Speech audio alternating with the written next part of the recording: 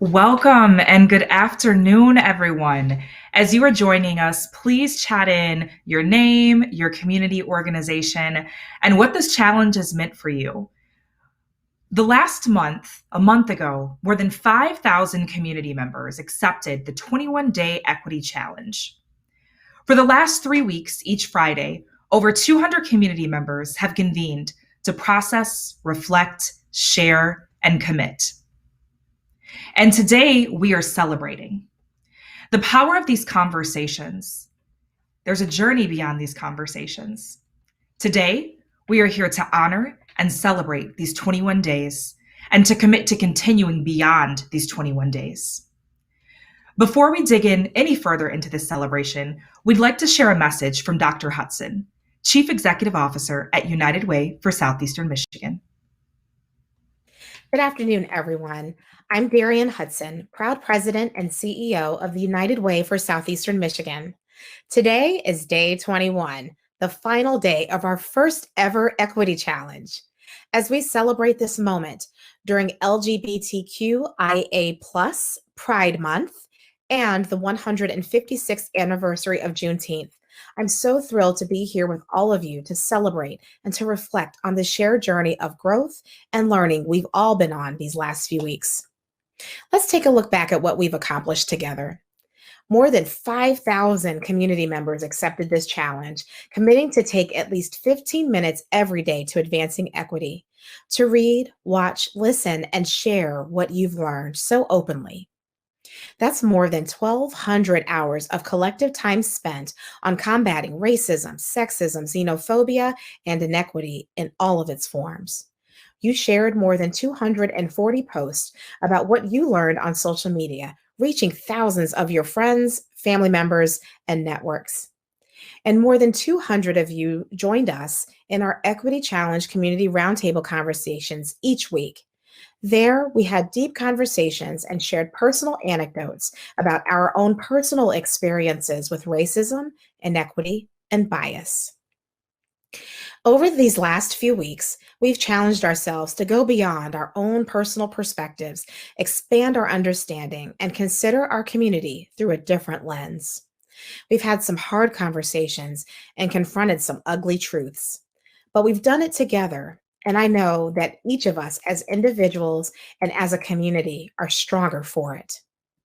This was a powerful and meaningful first step toward addressing the deep hurt and tensions that exist in our region and prevent us from reaching our full potential. But there's so much more to do. This is just the beginning. It will take personal commitment and hard work from each of us to address the systemic racism and bias that permeates our institutions as we strive to become a more just and equitable community. I don't need to tell any of you this. You already know because you accepted the challenge. Over the last 21 days, you did the hard work and the heavy lifting. You read articles, watched videos, shared your experiences on social media. You had tough conversations with your friends, family, coworkers, and even strangers. Tomorrow is Juneteenth, the recognition of the end of slavery in the United States. It's not a coincidence that our Equity Challenge concludes one day before the anniversary of this momentous event in our shared history. Tomorrow is also the day where you decide what to do next. You can make a donation to an organization focused on uplifting marginal communities. You could contact your legislators to advocate against voter suppression, or volunteer for a cause that supports struggling families in your neighborhood. Have the tough conversation. Make that Facebook post, or you could post on LinkedIn. Check out a book from a new author, or support a Black-owned local business. Whatever you do, please take with you what you've learned over the past month. I hope that this has been an enlightening and purposeful time for you. I know it has for me, and I'm so grateful to share this experience with all of you. Thank you to our equity champions and community partners for coming along with us on this journey. Thank you to our facilitators for leading us through thoughtful conversations and bringing your passion and energy to our community roundtables. Thank you to strategic community partners for helping to lead this effort, and to Corporate Production Services for the excellent logistical and technical support. And last but not least, thank you to all of you who are with us today for leaning in, for making the time and the space to learn and to grow, and committing to take meaningful and deliberate action. We hope that you'll continue to join us. Stay tuned because we will be in touch with you in more ways that you can get involved in the equity and justice work here with us at United Way for Southeastern Michigan. Thank you. Please continue to stay safe and live united.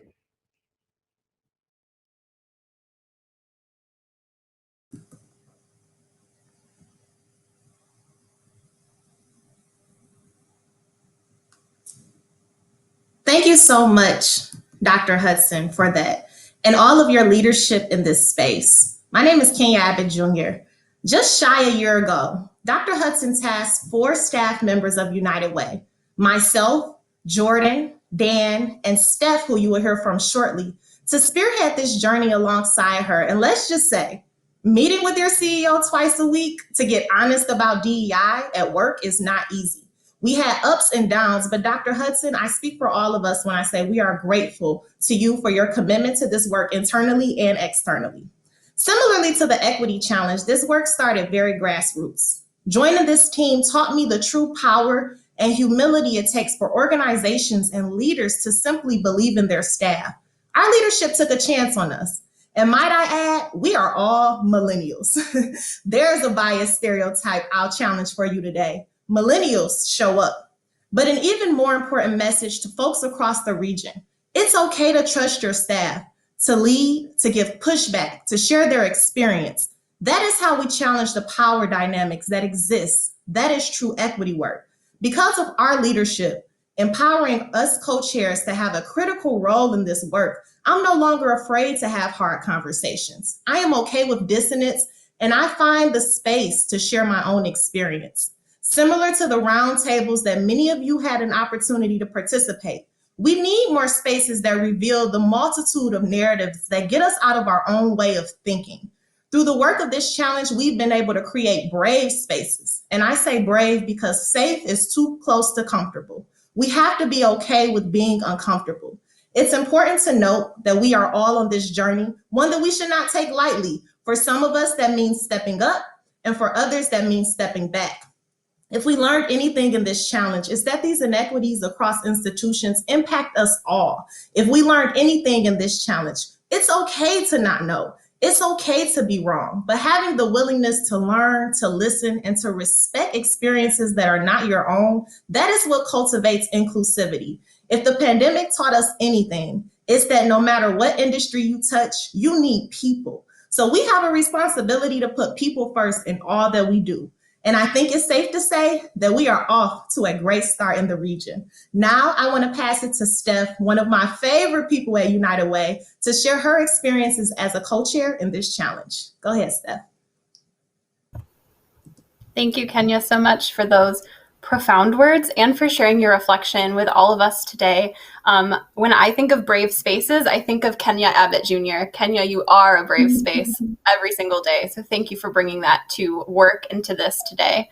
So something that I wanted to share with all of you today, my own personal reflection on the equity challenge and that larger journey that United Way has been on, that we heard Kenya speaking on, is that part of the work is learning how to use our voice and making sure that we're always centering community in our words, but also in our actions.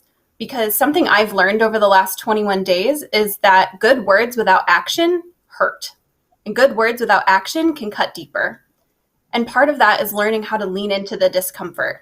So I think that this challenge was a really great way for all of us to learn how to lean into our discomfort in a supported environment. But part of our equity journey, no matter where you sit in that journey, is learning how to welcome that discomfort. We need to get to a place where when we feel discomfort, we don't react in fragility, we don't get defensive, but instead we react with curiosity. We sit in that discomfort, we welcome it, and we use that discomfort to have more conversations that lead to those tangible actions that actually centers equity in our community and transforms society. On top of that, this challenge has really taught me a lot about the power of collective learning. People from all across the country have participated in this equity challenge and have come together to express what collective learning can actually look like. We have folks of all different identities, backgrounds, work areas coming together in this virtual space. That's a really beautiful thing. The roundtables every Friday that both Kenya and Dr. Hampton mentioned have shown me the power of connection. So each week I participated, I met somebody new. And something that's been crossing my mind a lot recently is if I had seen any of the folks that I had real, honest, vulnerable conversations with these last few weeks in person before the equity challenge, it probably would have been another stranger on the street. We might have walked past each other, we might have shared a crowded elevator, but we probably never would have got deep and had an honest and vulnerable conversation. So over the past 21 days, it's been reminding me and teaching me that connection is so apparent and so needed to the human connection piece of our world, that it is our responsibility to find that connection, and folks like me with many different privileges to use that privilege to make connection and help bring others along in the equity journey so that together we can create action and make the world a better place. Now, speaking of connection, I want to share that you all are the reason for the challenge. The real power of this challenge is the fact that we have community taking part in it. Like I said, folks from all over the country, real people with real history, real realities, and real conversations have happened over the past 21 days. It's not enough for us to come up here and share with you our reflections. We wanted to give a space to do that for all of you folks out there who have been a participant. So at this time, it is my great pleasure to transition us into a short video. This video is going to lift up our stories, the stories of all of you from this challenge and what you've learned over the past 21 days.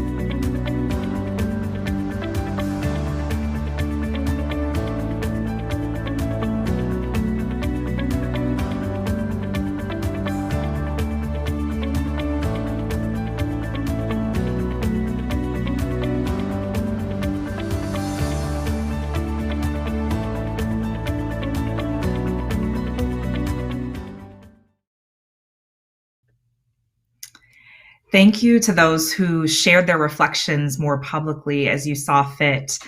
In addition to our community participants, our community roundtable facilitators have been critical to this challenge. Over the last several weeks, they have prepared to help facilitate our community roundtables. They too have participated in this challenge. We wanted to lift up their voice and have two of our amazing facilitators join us today to share their reflections as well. First, I'll pass it over to Erica Owens. Erica, take it away. Thank you. I try my hardest to be a catalyst for change in my community. I strive for equity and inclusion as an individual and as a parent. I heard about this challenge and I knew they were looking for facilitators. I felt it was a great way to volunteer my time and use my voice. As a facilitator, I heard community members share their feelings, their experiences, and their hope for change. It opened their eyes about racism and sexism to not only do daily reflections, but to share in a safe space every Friday. It was moving. Personally, the challenge made me realize we need to create even more safe spaces for dialogue to occur. Moving forward, I will be even more involved, whether it's with voter suppression or food insecurity. I will also be more vocal. And if one thing I learned in this challenge, I need to continue to have conversations, not only in my safe space and circle, but with non-like-minded individuals and friends and family, and continue to have hard conversations. Thank you, Erica, and thank you again for your commitment, not only participating in the challenge, but helping facilitate these conversations. I'm next going to pass it over to Bernita Bradley. Bernita, I'll pass it over to you. Thank you, Chanel. It's been a pleasure to help facilitate this process. I chose to do this because the work needs to be done and because there's never been a more iconic moment for us to have these type of conversations than right now. From this work, I was inspired to write a poem, and so here it is. And it's dedicated to all of those who not only facilitated and orchestrated this entire 21-day experience, but those who participated online and those who came to the conversations. There is this thing called work. This is a healing work. The work of peeling back bandages that's been placed on a gaping wounds called oppression. Oppressions have been exposed to the very nature of the beast as systemic change needing repair. We are the healers. We never saw ourselves in this light like this before, but now we see. We see within even the souls of ourselves and say, there is much healing needed here. We hear. We hear the cry of equity calling from communities where diversity has always been its core asset and yet deemed not worthy of healing. Diversity now rings loud to the masses that we need this healing, and this healing takes the work of you and me. And so we are here to hear the call of equity that exists now that we've listened. There's still work to be done. Sexist views and marginalized points of view helped us see what's needed. Tools to dismantle racist systems were given, and we must share its good news with others in our perspective circles to make sure healing is thorough. No more reasons to be quiet. Now that this 21-day challenge has ended, we begin with the work of healing. A healing well overdue, a healing that's called out to our hearts for a long time. Now you have tools to use to heal others. It's okay that it takes more than these 21 days to figure it out. As long as you continue to build bridges and not walls, build characters and not see people as flawed, build one another means others must do this work too. Invite them along the journey with you. The journey where you're willing to continue to hear. Healing that works here. We are doing the work here. We are feeling the work here. We are the workers of this healing work. Thank you.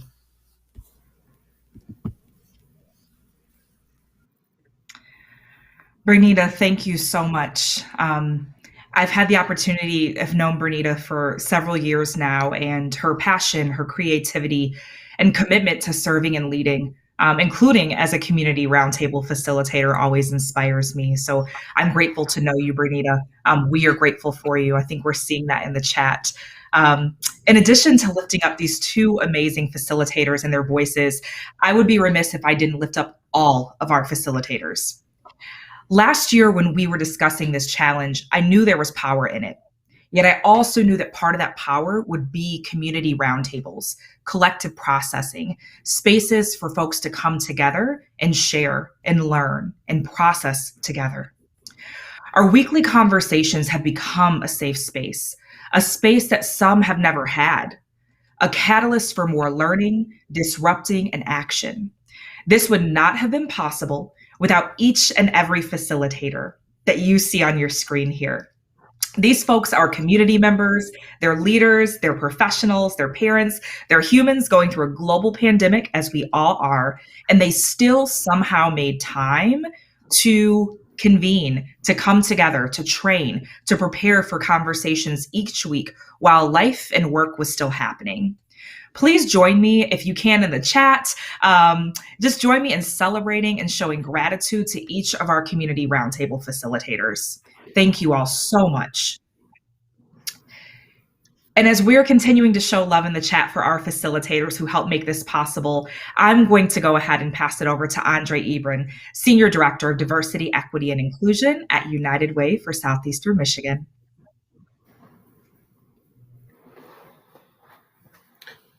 Thank you, Dr. Hampton. I appreciate the invite to share here about our 21-day equity challenge. And I'm sure the question becomes whether you're asking yourself, like Kenya, where can we make these brave spaces? Or like Stephanie, how can I use my privilege to make sure that my intention and my impact, that they marry at a point, an intersection, a convergence of making a difference? Or maybe like Bernita, realizing that you too play an active role in bringing healing. Or, like Erica, recognizing that her privilege makes a difference. What we at United Way are committed to doing as a community, we will continue to center an equity mindset in all that we do. And here's a couple examples of how we intend to do that. Internally, we are integrating and operationalizing diversity, equity, and inclusion in every aspect of our organization. We intend to operationalize DEI with and for our community. And we also intend to mobilize equitable change with our existing partners. Well, the question is, those are great and lofty goals. Those are ambitious goals. How do we get there? Well, we integrate DEI in our strategic planning sprint. We have taken the courageous step of going back and looking at our organizational objectives and our departmental objectives to ensure that diversity, equity, and inclusion are infused in every statement here at United Way. We also plan to do a thorough scrub and implement an equity audit of our organization. And with those findings and that data, we will make the necessary shifts and changes to hearts, minds, behaviors, to structures, to systems, and organization. We intend to finalize and operationalize, here's great news, use some equity blueprint toolkit used for grant making. Well, what would that tool actually do? It will allow us to get to a place where we can co-create equitable funding opportunities with and for the community. There's a statement that I heard and it rang so true. If you're going to do something with the community, for the community, make sure you're doing it with the community. Simply said, don't do anything for me, without me. We also plan to continue to host community conversations and equity town halls on a monthly basis. We will review and analyze all of our policies and actions with an equity mindset. If you could with me, just go ahead and socialize that in your language. We no longer want to talk about an equity lens. We want to talk about an equity mindset, because actually equity work, it emanates and springs from the heart. We will also mobilize a DEI board task force and establish a DEI leadership council and a DEI leadership academy. There will be a plethora and a menu of learning opportunities for you all. I encourage you to visit our website for more information. Now, as all of us are continuing our equity journey, after today, we realize that advocacy, even though it is a principle of United Way, and that is how we employ our equity work through advocacy, but advocacy is a vital component of ushering in substantive change. This week, as you all know, it's on every major news outlet, Congress voted to name Juneteenth as a federal holiday. Let's take a moment, and for those who that means an immense amount of gratitude to, let's make sure we comment in the chat and celebrate that exciting news that Juneteenth has now become a federal holiday. Now, for some of you all, this is your first introduction to Juneteenth. And for others, Juneteenth is a staple celebration of freedom. Let me give some context and history about what Juneteenth is. On June 19th, 1865, in Galveston, Texas, nearly 2 years after the signing of the Emancipation Proclamation, soldiers mandated the freedom of Black people that were still yet enslaved. And that's why to this day, this is known among the African American community as Freedom Day. It was the final abolishment of slavery in the United States. Now, whether you view this passing of legislation as a huge win or as an insufficient sign or symbol, we all can agree that, as Bernita said, we still have much work to do. Here's my challenge to you, my ask of you. I'm asking you to go and thank our legislators for taking action and encouraging them to continue to do more things like this, to support our equity work through policy, funding, and legislation.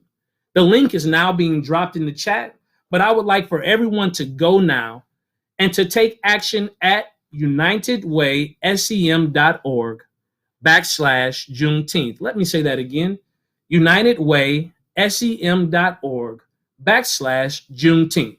Well, here's another point of engagement. Your reflections are so powerful. Your input is welcome. We want to lift your voice. And now I pass it back to one of our fearless co-chairs, DEI and engagement managers, Ms. Stephanie Rawls. Stephanie? Thank you so much, Andre. So as Andre was just saying to you all, there is so many ways that you can get involved with United Way's equity work moving forward. Part of this journey for us is we want to make sure that what we're offering to you and to the community is something that resonates and is a place for you that can help move you further along in your equity journey. And so to do that, we need to hear from you. We need to know what it is you're looking for. And we're also trying to have a better understanding of what has the equity challenge taught you all and where are the gaps that we can help fill in. And so at this time, I'm inviting all of you to follow the link that you see on your screen. It's going to be dropped in the chat as well. So unitedwaysem.org /equity survey. We are going to take 2 minutes. There's going to be a 2-minute pause in the program for you to go to this link right now and fill out that survey. So again, it's unitedwaysem.org /equity survey. Thank you to all who did the survey the first time. We had about hundreds of different people that filled it out, so please do that right now. It is 12:29, so at 12:31 we're going to come back together. So please follow that link.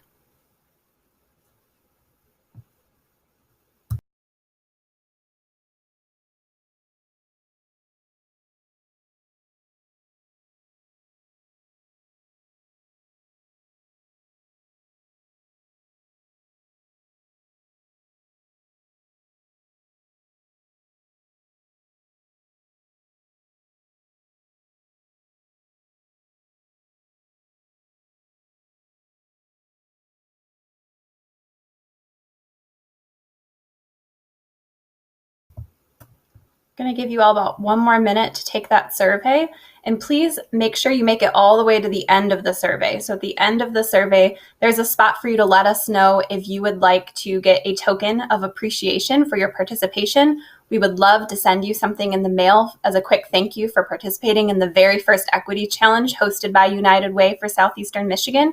So please make it all the way to the end of the survey, and if you're interested in that item, it's going to ask you for your address. We will only use that address to send you the item.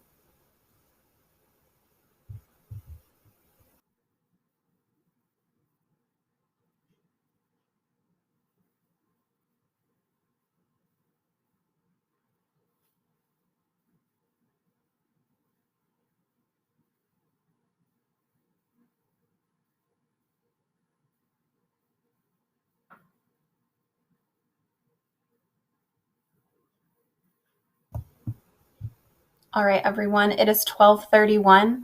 At this time, I'm going to hand it back over to Andre Ebron, the Senior Director of Diversity, Equity, and Inclusion at United Way.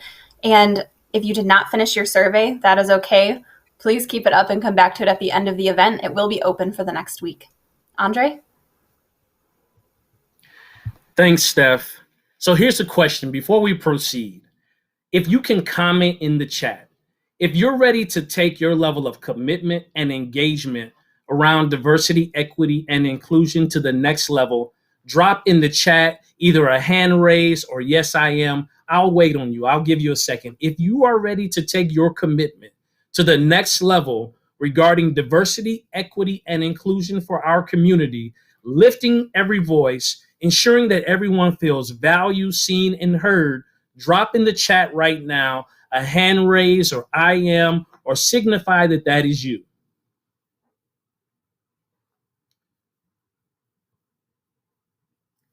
Well, listen.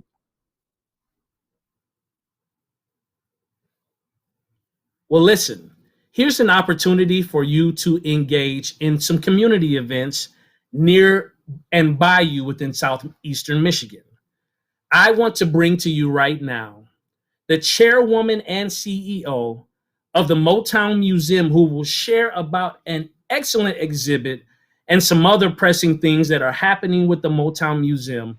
Let's welcome right now, Robin Terry. Andre, thank you for that introduction, and most importantly, for allowing me to be a part of this platform. Congratulations to Dr. Hudson, Dr. Hampton, United Way, for the success of this 21-day equity challenge. Motown Museum is excited just to play this small part. As you mentioned, over the course of the year, we have been celebrating the great album by Marvin Gaye called What's Going On. And this prolific album was really Marvin Gaye's cry. So here it is 50 years later, but Marvin Gaye's cry to humanity to not only take on social injustices and social inequities, but at the end of the day, just for all of us as human beings to treat each other with love and kindness and fairness. And so to honor this 50-year anniversary, not only are we renaming the street intersection at Monica and West Otter Drive in Detroit, where Marvin Gaye lived, Marvin Gaye Drive. We will do that tomorrow in partnership with the city of Detroit. But today, we have unveiled an exhibition called Still Going On, which is an outdoor exhibit that runs 1 mile from Woodward and West Grand Boulevard up 1 mile, which we call the Motown Mile, to the front steps of Hitsville, USA. And this exhibition allows the public to look at historic images and current day images that grapple with some of the challenges of those issues in our community that still exist around social inequity and injustice. And so I want to personally invite everyone who took the 21-day equity challenge to continue your journey, continue the journey, go out, witness this exhibit, engage with it. It is free, open to the public, walk the mile. You'll be able to listen to Marvin Gaye's What's Going On tracks as you walk the mile, but please engage to continue the good work that you have begun. And thanks again, United Way. Thank you, Robin, for sharing that excellent opportunity. It reminds me of one of the lyrics on the song and why community conversation is so important. Marvin Gaye said, "Talk to me so that you can see what's going on." So I'm going to put it back into the hands now of Dr. Hampton. Dr. Hampton, what's going on? I am just feeling immense gratitude right now. We are so grateful for this journey, and still we know it has only been 21 days. This is the beginning. This is a place and time along the journey. We thank you all for joining us. We thank you for your engagement and your vulnerability, for challenging and pushing and learning things that may have contradicted stories we've been told, stories we've grown up with, information and perceptions and mindsets that we've possibly held for decades. Thank you for your commitments. Thank you for the action that you will take after this challenge, the good trouble you will get into, as Congressman John Lewis best put it. We look forward to seeing you all safely at the Motown Museum, the Detroit Historical Society, and across our community. And we look forward to all that is to come with each of you at United Way and in your own spaces and places. As we conclude our 21-day equity challenge, I'm asking those of you in the chat, whether you're on Facebook or on United Way's platform, I want you to just think of a word, an action, a connection that you need to make. What is sitting on your heart and in your spirit right now? Feel free to chat that in if you feel comfortable. But I also want you to hold that with you and don't let it slip away. Keep that word, that action, that feeling, that commitment in mind as you go along the next 21 days and beyond. And lastly, we will leave you with an amazingly brilliant group of young people we started this journey with, the Detroit Youth Choir. As this powerful rendition of Glory plays, we're going to hear our young people saying, "One day when the glory comes, it will be ours."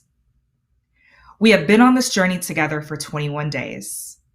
As we conclude this challenge, we all carry a responsibility to ensure we see that one day.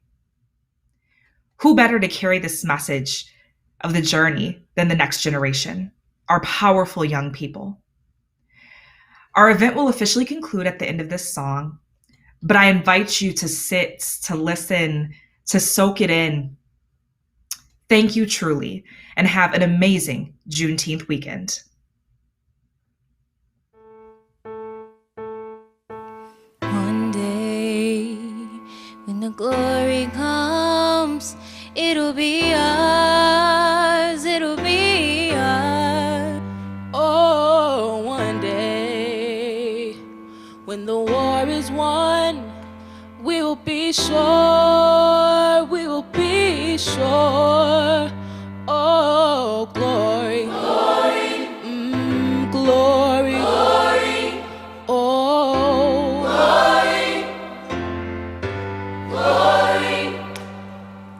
If you're black and you're proud, hands up. If you wanna make a change, all my leaders stand up. Look, I'm tired of seeing my people on the news, texting my friends, hoping they okay too. And yeah, we get that all lives matter, but I ain't get to choose the color of my skin, so how does that matter? Your job is to serve and protect me, so where's the protection? Not only dying from racism and COVID infections. Can't get snatched like Trayvon, get some sleep like Brianna. The more they kill us off, we're losing our mothers and fathers.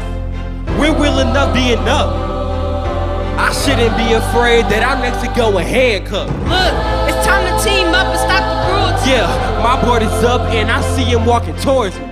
Walking, yelling no justice, no peace. Kneeling, until my people reach equality. One day, when the glory comes, it'll be ours, it'll be ours. Oh, one day, when the war is won, we'll be sure, we'll be sure. Glory, glory, glory, glory, glory, glory. Now the war is not over, victory isn't won. We'll fight on to the finish, then when it's all done, we'll cry glory, oh glory, oh glory, oh glory.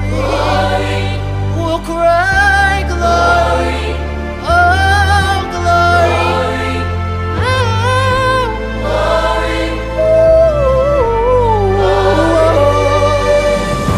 Something must be done as soon as possible. And if we come together, we're unstoppable. If you red, white, yellow, green, or blue, this isn't just our fight, nah, it's yours too. Wanna be an enslaved like my ancestors. It's time that we expose the country's transgressions. We're the future, not the past. It's time to steal the present. Unity is what we wishing for as a present. We doing Zoom calls, protests, rallies, and more. The bigger we are in numbers, yeah, we can even score. It's no longer 2020, so let us make that clear. This the last generation they mess with fear. And when we get old, the stories will be on repeat. Fighting for our rights and masters, trying to keep six. Get with my hands and yours to get our justice and peace. Fist up, it's time to come together on our own street. one day, when the glory comes, it'll be ours, it'll be ours. Ooh, one day, when the war is won, we'll be sure, we'll be sure. Glory, oh glory, glory.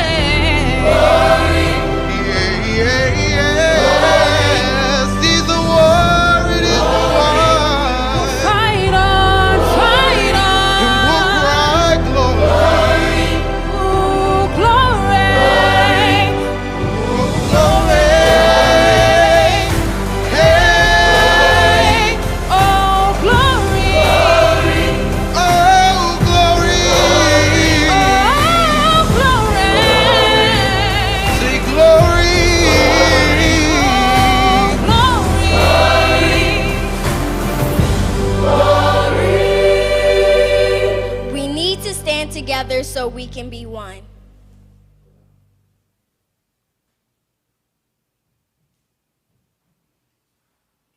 My name is Anthony White, Director of the Detroit Youth Choir. We are dedicated to offering young people a world-class performing arts experience. We are honored to be a part of the United Way for Southeastern Michigan 21-Day Equity Challenge. Join us because together we stand united for equity.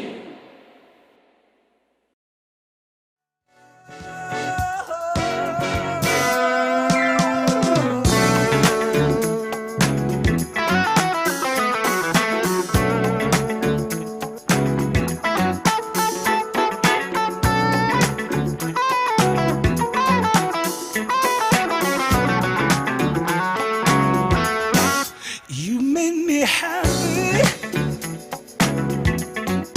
This you can bear. You stood right beside me, yeah, and I won't forget. And I really love you. You should know. I wanna make sure I'm right, girl, before I let go. We've had our good time. That's not to say no. We've hurting each other. Girl, it's a shame. I won't be foolish, no. I wanna know. I wanna make sure I'm right, girl, before I let go. Yeah. You know I think